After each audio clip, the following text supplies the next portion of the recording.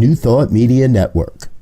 We are a global broadcast network of positive music, media, and entertainment, inspiring humanity's evolution along the journey of enlightenment and creating a world of love, peace, empowerment, and prosperity for all. New Thought Media Network. Positively inspiring.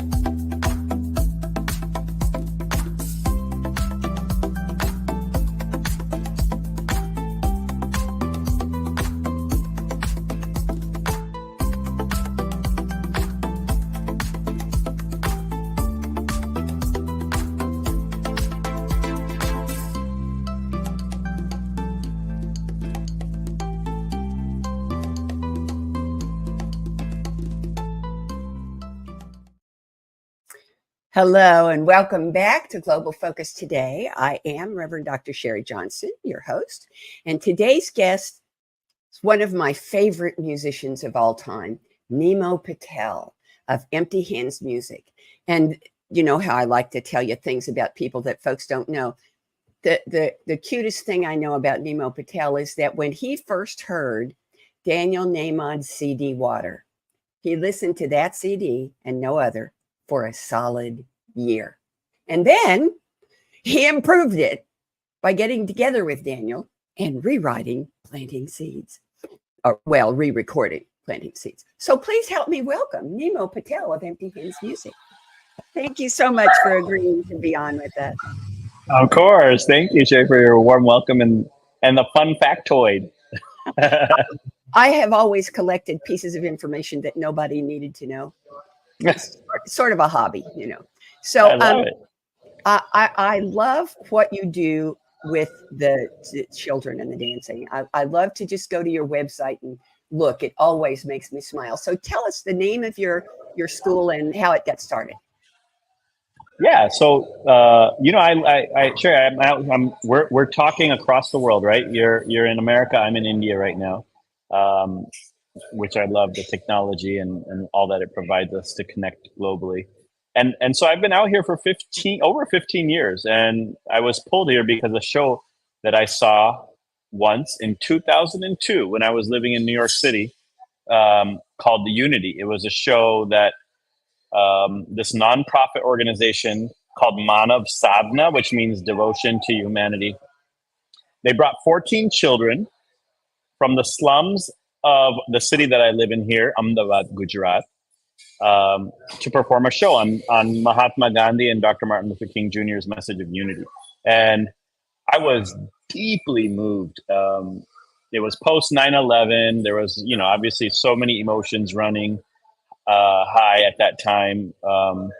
And when I saw this message performed on stage through children, that was a deep seed planted in me that led me 5 years later to go volunteer there, to move to India for 6 months and volunteer with that same nonprofit. And I produced an album called Let Them Sing.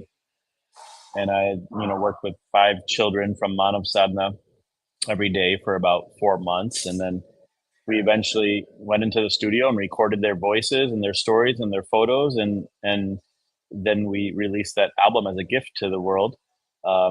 And that was the seed for me of this service journey that then 2 years later, I closed my business down. I quit my hip hop group. We closed our hip hop group down that we were performing and writing and, we had for 10 years at that time. And in 2010, on January 1st, I moved to this city with an intention to serve more out of an experiment. I thought, let me see what it felt like just to be in a space of service, learn what it means, see how that shifts who I am.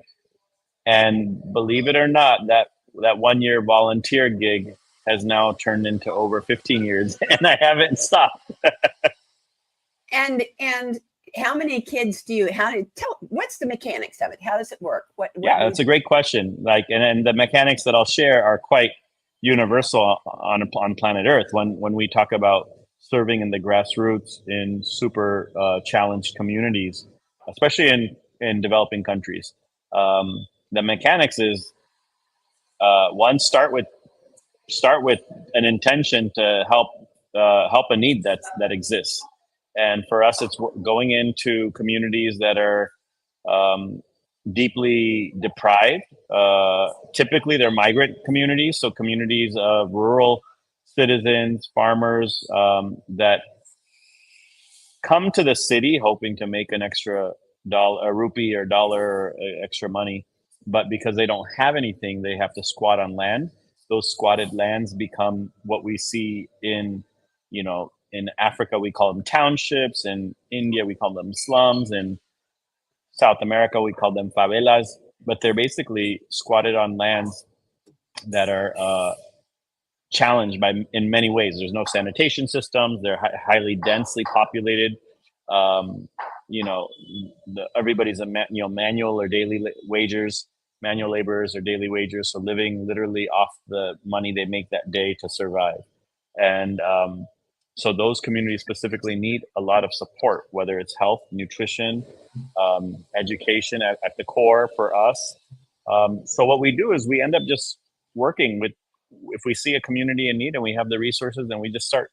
It's typically started where we sit with the chalkboard. One or two of our teachers would just sit with the chalkboard, and that would lead to children coming in. The main thing is to provide them a nutritious meal and love, and then little by little mentorship and guidance. And then what's happened, what we've seen is that intention, that small intention, grows and blooms into somebody saying, hey, you can just teach in our house, you don't need to teach on the sidewalk or the street.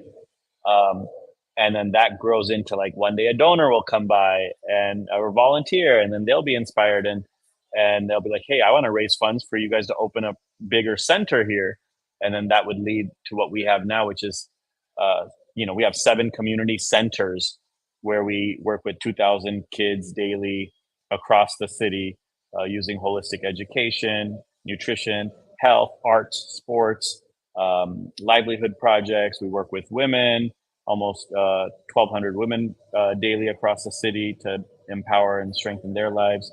And it's been very organic, very needs-based. I've only been here for 15 years. The organization started 30 years ago. And so for me, it's been a journey in just humbling myself and really growing as a human being and receiving so many blessings and the opportunity to serve in this way. And so I don't ever, I don't think we take that angle that we're helping or solving any problem, but we're definitely blessed to build these relationships and be able to serve in our small ways. So if somebody wanted to help you, they could go to emptyhands.com and make a donation, right? Yeah, they could go to emptyhandsmusic.org. Oh, .org. Yeah. Or our other NGO here, my sister NGO is manavsadhana.org. But I mean, yeah, you can find the information anywhere. But I would always say, I'm a big fan of saying the help, and I'm not trying to be cliche about it, but to me it's really important that helping is in the spirit, it's not in the funds, or so it's like, how do we serve wherever we are is really the key. And that to me is, when people say, wait, so you guys are working with 2,000 kids, but there's so many issues and problems in the world, don't you need to scale it? What do you do? Like, how do you help more people? And I'm a big fan of Mother Teresa's quote, or at least she was quoted for this, but we may not all be able to do great things, but we can all for sure do small things with great love. And I think when we do that, when we work from that space, that intention, that clarity, and that selflessness, magic ripples out in its own ways. And it really, really helps, help spread the spirit more than trying to feed one more person. Like, if there are more Sharris in the world, that's enough. We don't need to have another Sharri podcast. What we need to do is have another Sharri soul. And how do we cultivate more and more souls? So we have a volunteer project. We call it the Human Transformation Project. and we really nurture our volunteers here. So a lot of, there's a lot of NGOs and organizations that charge for a volunteer experience, whether you go to Africa or India or whatever. For us, it's kind of the opposite. Like, we really want to take care and feel blessed by our volunteers. And we have about maybe 100 or 200 volunteers that come from all over the world every year to spend 2 weeks with us, to spend 1 year with us, to spend 6 months with us. And really facilitating and nurturing that journey is really as important as the grassroots work that we do, because when that human being goes back to their hometown or home country, transformed and humbled and realizing the power of service, then the spirit of the work we do scales in that way. It goes back to Berlin, it goes back to Melbourne, it goes back to Burgos in Spain, or London, or Memphis, Tennessee, wherever our volunteers come from. And that is the magic. Once we start transforming hearts, that's the magic of the work. That's the magic. And do you have return volunteers? Do you have serial volunteers? I thought. Yeah, we do. Yeah, like Zoe just came from Chicago. She was here for about 8 months. She had come in 2018. Josera is here from Spain. He actually brought a group of 12 other Spaniards so that they can also experience the kind of spirit of service that he experienced. And he was here for 2 years with us. And if somebody wanted to do that, how would they go about it? Oh, you can just, they can email you, and they can email me, or they can go to my website and, message me, or they can go to the manavsadhana.org website and go to the volunteer form. So all ways to connect. All righty. And so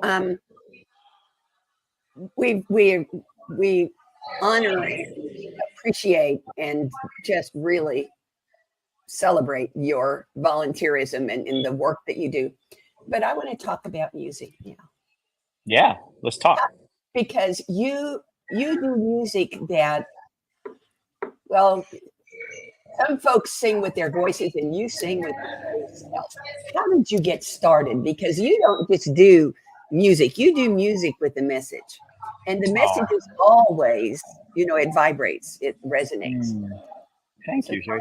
Yeah, I mean, music has been such a big part of my life since high school, I would say.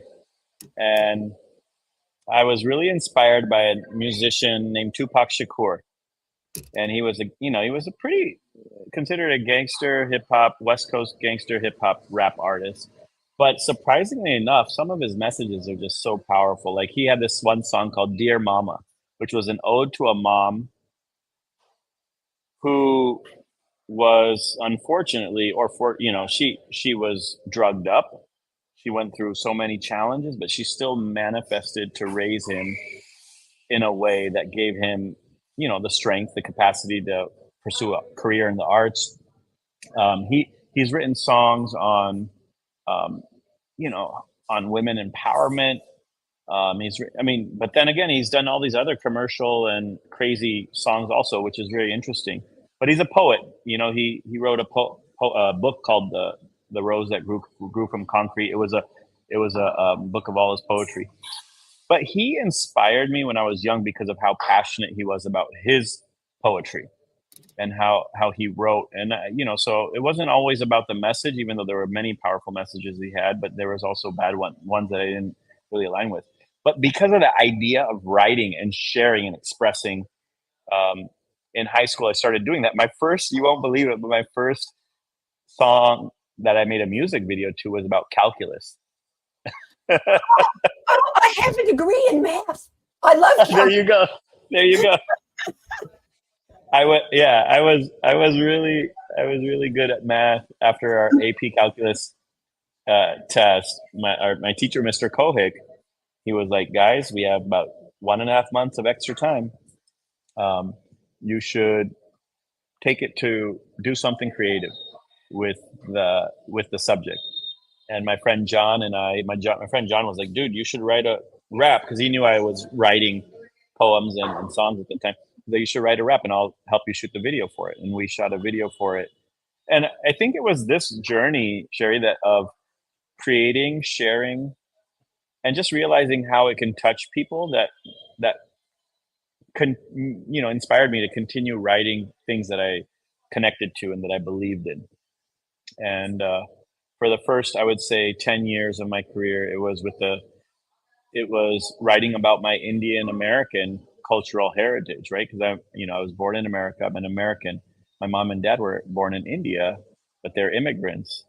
And when you're an immigrant in any country, you're balancing and juggling a variety of experiences, right? So a lot of my songs, and then when I formed a group, we were the first Indian hip hop group in the world at that time in 1998, Karmasi. And when we formed a group, a lot of our messages were geared towards that community. We wrote a song called Blood Brothers, which was aired on MTV in Asia, in India, in the UK, on BBC, and it was about the journey of an immigrant and the American dream that we seek, but that the reality is that ultimately it's a journey of the heart. It's not a journey of material coming. So. And that was in two languages. We wrote that in our native tongue of our mother tongue, as well as our native tongue of English. So it was a very unique song. And then after about 10 years of that, when I moved to India, I decided to stop writing and to just focus on the service work that I was doing. And so we disbanded the group. And then after a few years of working with kids, and then as you had mentioned, I was introduced to Dan's music, the Water album, and listening to the Water album while working with my children, because I was producing and directing a musical that I was creating called Oneness. And in the process of working very deeply with 16 kids and hearing Dan's album, the Water album, I was deeply moved. It was speaking to my heart, like, this is how I want to live. I want to live with full heart out on the sleeve, pour everything into it, but not want anything back for it. Like, try not to expect anything, just be all in with love. And as I was listening to that, it was deeply moving. And then eventually I took those 16 kids across the world on a world tour in 2012. And that's a whole other story, but when I got back, I decided that I did not want to do another big project, because that's all I've been doing all my life, was all these big projects that I attach my names to. And so I decided I'm going to just, like, I always call it, wash dishes for a year, just do small things. And when in the middle of that 1 year break, towards the end of that 1 year, I had this itch to write music again. I'm so glad. And the first song was Planting Seeds, where I reached out to Dan and I asked Dan, could we do a remix or a retake to the original, contemporary folk song that you had created? And he's like, wow, like, I've never thought of that or would know how to do it, but let's do it.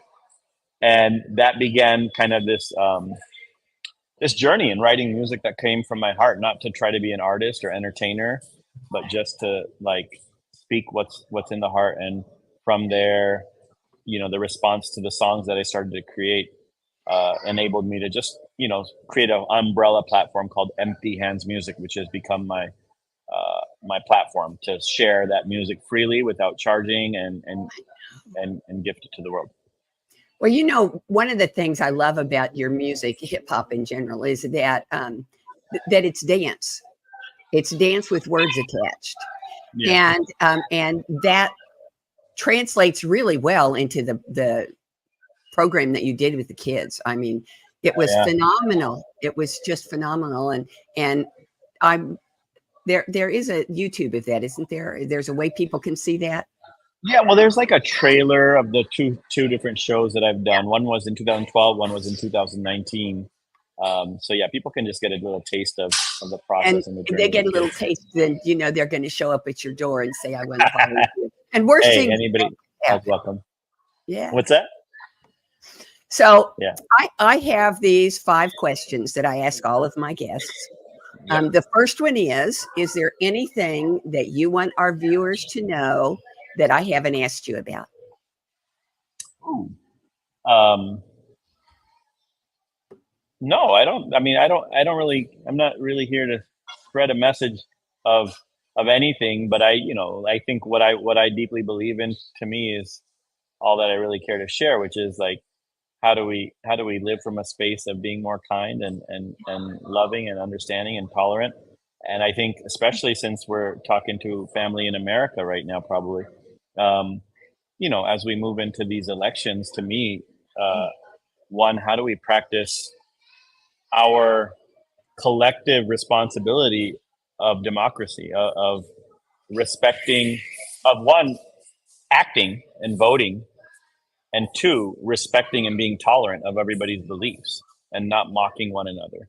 Um, and I remember after the 2016 as well as 2020 elections, after the 2016 elections, Dan and I redid the "We Shall Overcome" song, because I was just like really feeling the need to use that song and that concept, and Dan was totally on board, and it was just such a journey to create that song and the music video that Ellie, my dear sister, helped us create. After the 2020 elections, or for the 2020 elections, I wrote a song called "We the People," and that was dedicated to this idea that, um, if I can remember the chorus, is when we come together, then it's all right. Together we can make it through this fight. All I wanna say is that the good gon' come. Yeah. Don't ever let them tell you that there's two sides. Trying to figure out who's wrong and who's right. All I wanna say is that the good gon' come. All I wanna say is that the good gon' come. But the idea that, I know we feel like it's two sides. I know it feels so much like that. But how do we still agree to disagree? How do we still agree that we're different, but I still love you? Like, come on, even in our families, we're facing the dichotomy. So, but we still love each other. We, even though we kind of have those harsh bumps. So I think that practice is difficult. And to me, like you're asking, is there anything you want to share? And that's what I want to share. Is like, how do we look inside and say, you know what? I know I totally disagree with this person is saying, but I'm gonna love them. There's a human being inside of that right there, and I know it's not the words I want to hear. So I think practicing that, to me, is big for our country right now, for the world. But I think that's one message that I want to share right now. I think, Nemo, you just answered the second message, but I'm in question, but I'm going to ask it anyway because I think you might expand it some. The second question is, how does what you do and how you do it, how does how you be Nemo, how does that support, enhance, encourage, pick your own verb, conscious evolution? I think it's a, I mean, it's a beautiful question. I think this is a question not for me, but for all of us, right? That how is our, um, you know, there's this. Well, so I'm based out of the Gandhi ashram, where Mahatma Gandhi was 100 years ago, and he, obviously he changed and elevated the consciousness of humanity. And he always says, "Be the change you wish to see in the world." That's what he's kind of quoted for, and I deeply agree, that the work is not externally. The work is internal. Everything that we do, um, the power that lies is in the being that we're cultivating, not the doing that we're executing. And so, but I've seen that magic over and over again, around me, around in my life, where it's like, if we're focused on our own cultivation, if we're focused on the small things, nurturing and kindling the relationships, the fabrics, not just having the sight on the big goals, that energy is palpable. People feel it. People, they know when there's an agenda and when something's pure. They and so I think, but how do we get to a space of that pure connection? I think that's where, it takes effort for us. It's the inner work that we need to do to keep kind of anchoring ourselves to being more present, to connecting with small acts of love and small acts of kindness, to connect with other beings, to see the unseen. Like in India, especially here, we have so many people that go under the radar, uh, whether it's on the streets or daily workers that we have 2 billion human beings living in a small location. It's a lot of invisible stuff going, but how do we see all that and acknowledge it and connect with love in that space? So to me, I think it's the importance of, like, even when I go to schools, for example, or have events, it's not about the stage show for me at all. I actually am not a big fan of it. Do it because it's a beautiful way to spread a positive energy and message. But to me, it's like those little connections. Like when I go to a school, I love just having interactions with each child, and where, as much as I can, like sitting down and having a little conversation and seeing what they want to show me, and see the drawing that they created. But I think, not that the intention is that, but there's something that's created when we have that personal, deeper connection, and there's a feeling that shifts the energy field. And I'll give you a small example of Mahatma Gandhi because of the space that I've been in. Like exactly 100 years ago, he's at the ashram, the community space that he created, and it was, I think, two lieutenant colonels from Great Britain and one brigadier commander. I mean, they had a huge meeting, and this was an ongoing effort of the independence movement in India from Great Britain at that time.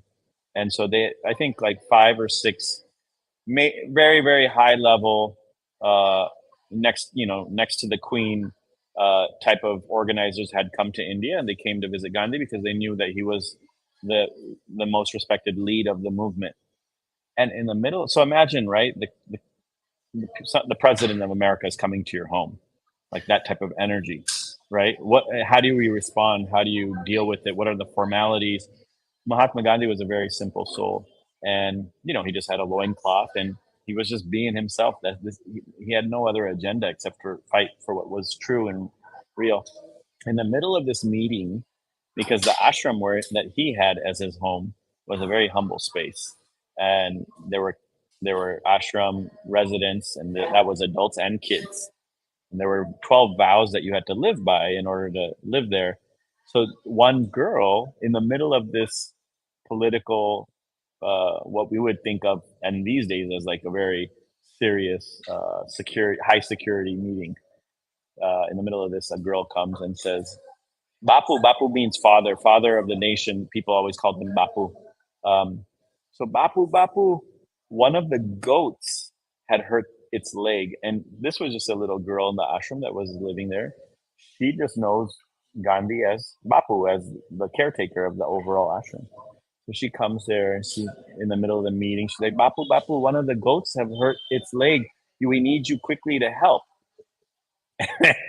And everybody's stunned that this girl would have the courage to even step in the middle or yell Gandhi's name in the middle of this important meeting. And exactly what unfolded is what's powerful, is that he apologizes to all the VIP politicians that were there. He says, if you don't mind joining me, I do need to attend to this goat because, one, it's hurting and we don't have anybody else that can take care of it right now. And the girl's very much concerned about it. And I want to show her that it's important that we care for her as well. And so they were deeply surprised. He goes back, takes like this turmeric and warm towel and salt and all this stuff, and he wraps it around the goat, and the girl's there. 2 of the members joined him. And then they know Gandhi's spirit, so they know that this is not something out of extraordinary. This is typical of him. Even when he came to London, he was dressed like a pauper with nothing. So they came, and then they came back, and that was it. And to this day, the story constantly is shared because of the power of when we're present to the small things, how that shifts the energy field and what the benchmarks that are set, right? So when you're talking about how do let's say for my lens, how do I shift what's the work that I'm doing that shifts the consciousness? I don't know. I don't necessarily care in the sense of I'm not counting, but what I do know is I need to keep working on myself and keep loving. Um, and then whatever comes from that, I'm happy to allow for it to be. But I don't. I think to me the more important is the inner work, and the ripples of that are blessings, I guess. You know. Oh, great answer. And now this is going to sound like the same question, but it's not. It's a little bit different. It's How disguised. Yes, it's disguised. There you go. How does what you do and how you do it and how you be Nimo Patel, how does all of that lead to, enhance, unveil, expose world peace? It's like the starfish story, right? It's like, who knows if it's gonna unveil or support, or but I'm doing what I believe is in alignment with that, and that to me is more important. When Jesus Christ was here, who I deeply revere and love, when Buddha was here, when Muhammad was here, uh, all the great sages. I was just talking about Gandhi or Mother Teresa. Um, they've all come in and out, and many people would argue that the world is worse now than it was before. Okay, well then, what was the impact of those human beings and those gods and those spiritual masters? Um, I don't know if that really matters. I think what we need to do is just do our part and just and align with those values and really try to practice them. And when I'm not elevated at that level, to keep working on myself, being aware to forgive myself and forgive others, and keep living it as aligned as possible that I can without letting my mind judge others whether they're doing that or not. And to me, then, so sorry if this answer seems similar to the last one, It's okay. but if that contributes to world peace, if that contributes to a small part that might have a ripple that touches another's life and supports that, and obviously I get to see, being more in a public space, sometimes I get to see the ripples of my work, and I get to receive messages and emails and communication from people to let me know that my efforts are touching lives in many different ways. But that, to me, it's like, it's a quick reconfirmation, or it's a quick kind of appreciation, but then I never hold on to that, and it really doesn't matter. It's like, I'm glad that person is healing or is feeling happy or feeling more peaceful, but it doesn't become like a treasure for me in that way. It's just like, gotta keep just keep moving on. There's this one quote that I really love. It says, before enlightenment, it's a quote by Buddha or something. Yes, I think I Buddha. love Before enlightenment, chopping wood and fetching water. After enlightenment, chopping wood and fetching water. And so to me, it's just that, chopping wood, fetching water. Just keep working on self, keep loving, keep serving, and then whenever it's time to go, it'll be time to go, and nothing to really be proud of or take with me. Just, this was the journey while I was here. Oh, wow. What a great segue to the fourth question. Now, for this one, you need to close your eyes because you have to use your imagination. I know you're good at that.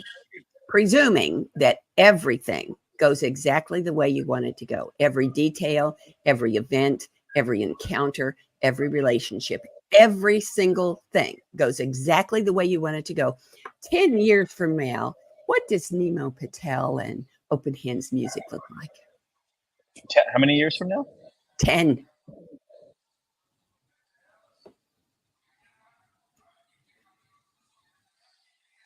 With all the intention of, you're saying, kind of everything going as wished, or, I mean, I love that.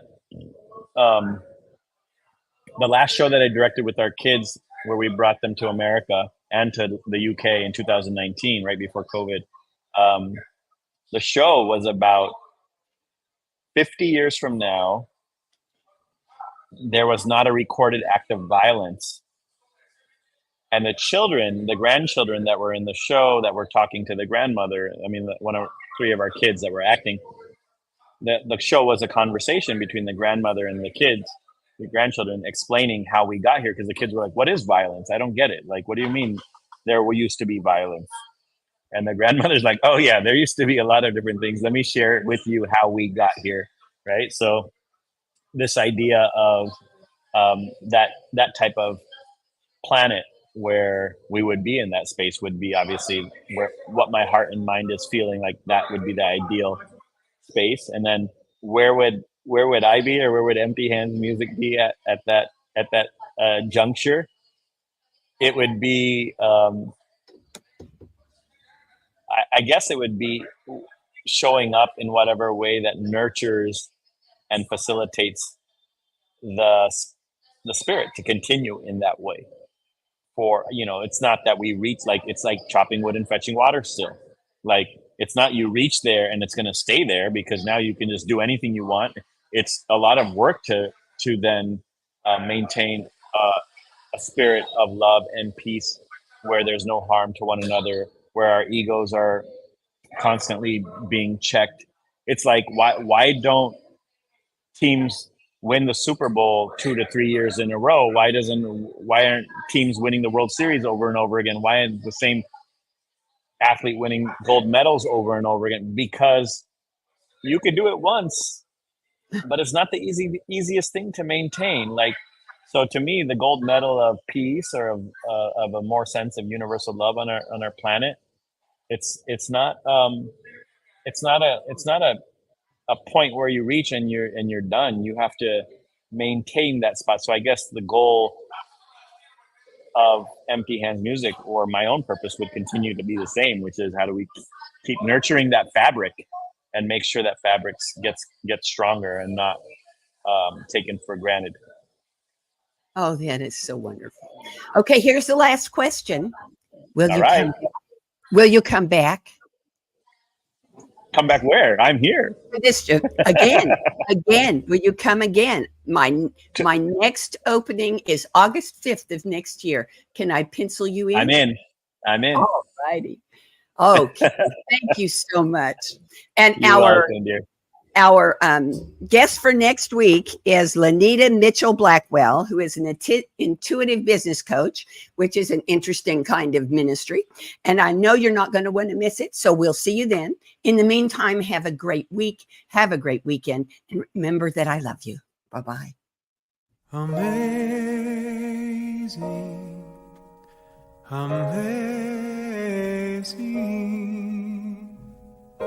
You will do amazing things. Amazing, amazing. You will do amazing things. On behalf of everyone at New Thought Media Network, thank you for being a member of our virtual family. Your financial contributions help share the New Thought message with people from around the world. Please visit and contribute at www.ntmedia.org/donate. New Thought Media Network. Come be you. And please like, share, and subscribe.